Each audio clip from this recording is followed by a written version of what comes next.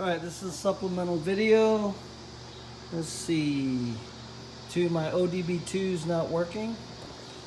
So what happened was with this PCM and this PCM, I wasn't able to get my ODB2 reader to read and communicate. I've had other people say they also didn't have problems, weren't able to communicate with their reader after I sent them to get one of these to figure out some things. So like I said before, here's my little reader wiring harness I made up. Just had 5 pins in there. Went to the black connector, had an ODB2 and ignition switch and constant on switch, constant power switch. So like I said before, my 2 PCMs, those worked with this long wiring harness from Hotwire.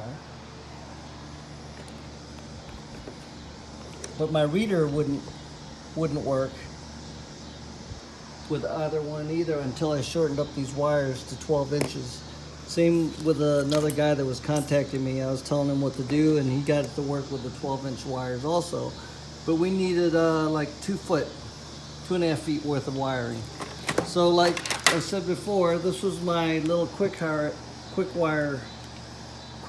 I made that I showed running my engines. So after talking to this guy, he talked to his programmer, telling him what I'd said about the shorter wires, and the guy said, oh, measure between pins 34 and 35, which is your CAN bus plus and minus on all these. And these two measured 120 ohms between 34 and 35. These two measured 2.8 thousand ohms, so 2,800 ohms. So he was saying that should measure between 60 and 120 ohms when you go between those pins with your meter. So what I did that with the meter. And now let me show you this is working, because this wiring harness I got from a guy on Facebook. I don't know if he wants me to say his name. He went to a Holler Terminator X. And this is the hot wire harness that he sold me with this computer that I had running on my engine stand on my 6.1. Remember, it had extra coil wires, tapping off every coil for his stage 6 two-step. That's what all those were. But let me plug this in. This is my, let me put this down for a second so I can show you this. Let's see if I can stand this up.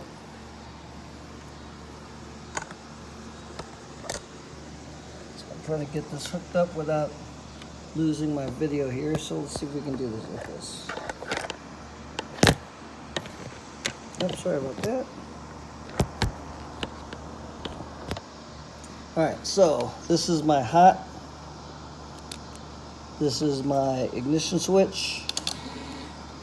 If you heard that, you heard the injector cycle, throttle body cycle.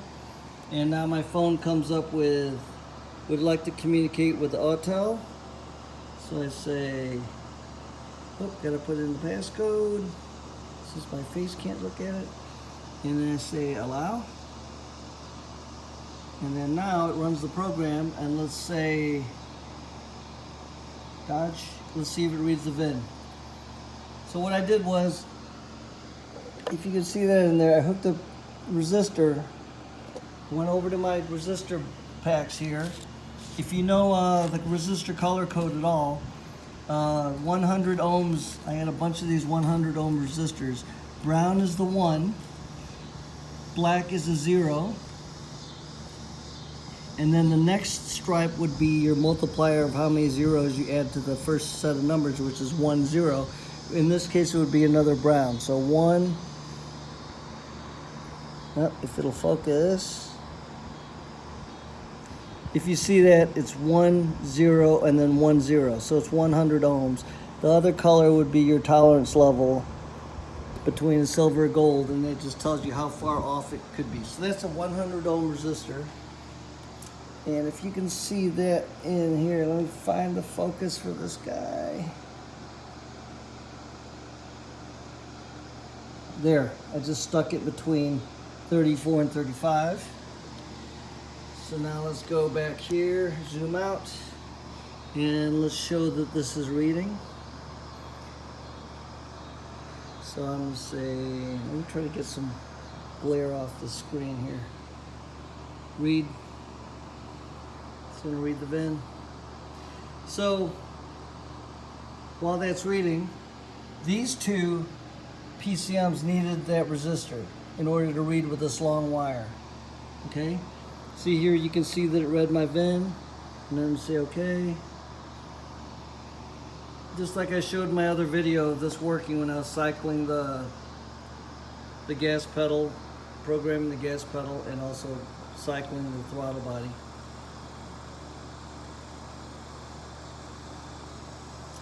Okay, see it read the whole PCM, okay? So with this deal, the length of wires this thing has, the CAN bus wires came out of here, then they loop back up here. I think that he said this was for a dashboard, like an ODB2 dashboard. And then these two wires, CAN bus, CAN plus and minus, just loop back to the rest of the wire again. And then they go back in this way. And then they come out all the way here. So that's about 12 feet of wire. And this thing in no way was able to read before, unless I shortened those two wires up to 12 inches, which I did earlier. I just took two short wires out of here and ran them to my ODB2 connector, like that, and it was able to read. But this one didn't work because this was over 2 feet. The only time it really worked is when I shortened those wires to like 12 inches. Okay, so now that I have that 100 ohm resistor in there, I know whenever I use these two PCMs, I've got to hook that resistor in or else it won't read or program. But with these two, it doesn't need it. So just pull out your ohm meter, measure between 34 and 35. See, 38, 37, 36, 34, and 35. Measure between 34 and 35 on your black connector. If you have 2800 ohms, then you're going to need that 100 ohm resistor or less, or 120 ohm. If you measure 120 ohms on those two pins, then you should be fine. So if you have a problem with, I ran into a guy just over the week that had HP tuners that wouldn't read with his Y connector because he had some other stuff plugged in there and he had a Y connector going to ODB2. I'm going to suggest this to him too. Put a resistor in there and measure the resistance and see if his HP tuner now works or reads. Right? So that's a quick update to all this mess. Just letting you know what I found, and hopefully it helps you guys out that can't read your PCM with these little cheap, nice little Autel readers I get from Walmart. They're $49 and you can do all kinds of stuff. You can watch live data, you can freeze frame, you can clear codes, all kinds of stuff. But $49, I think it was HT200. This is the package it came in. It's at Walmart. If you don't like it, return it, but at least you had something to test with, and you'll probably end up keeping it like I do. All right, thanks guys, thanks for watching.